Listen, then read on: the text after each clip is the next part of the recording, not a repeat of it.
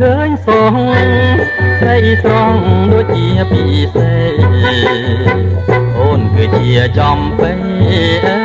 យសេរីសោភ័ណ្ឌណែថាថយចេញទៅ